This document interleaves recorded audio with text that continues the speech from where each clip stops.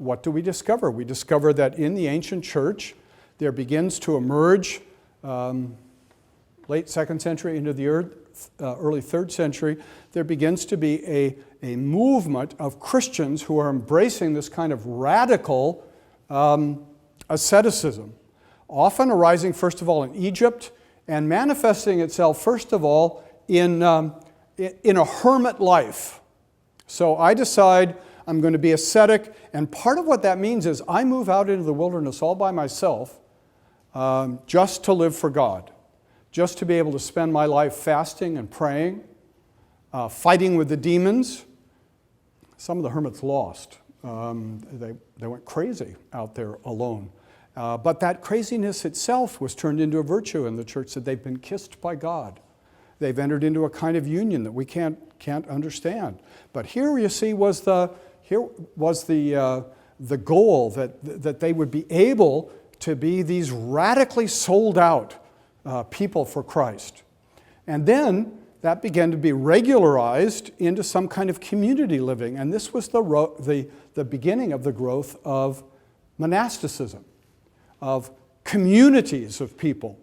Men set aside and women set aside into communities where they would devote themselves entirely to the service of God and prayer as they understood it.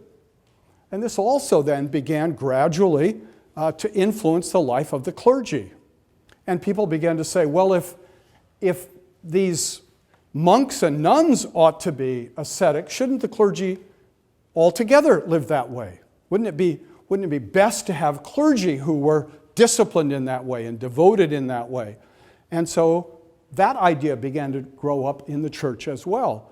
And eventually, in the Western church, what today we know as the Roman Catholic Church, eventually, by the late ancient period, the Roman Catholic Church was insistent that all of her priests should be celibate.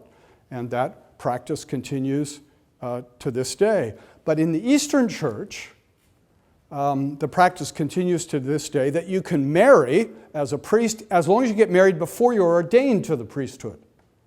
You can't get married after you're ordained, which has the practical consequence of trying to find a really healthy girl. You don't want her dying on you. This would be very problematic. Only bishops in the Eastern Church cannot be married. So you have this, you see, spiritualizing direction, being tied to this world, seeing the value of family as a bad thing. We need to be denying of the body, being denied the pleasures of this world so we can give ourselves 100% to the service of God. This emerged out of the kind of thing we see in Origen. It emerged out of the spiritualizing, Platonizing atmosphere of the ancient church and continues to cast this long shadow in the history of the church that somehow the celibate life is the life most pleasing to God.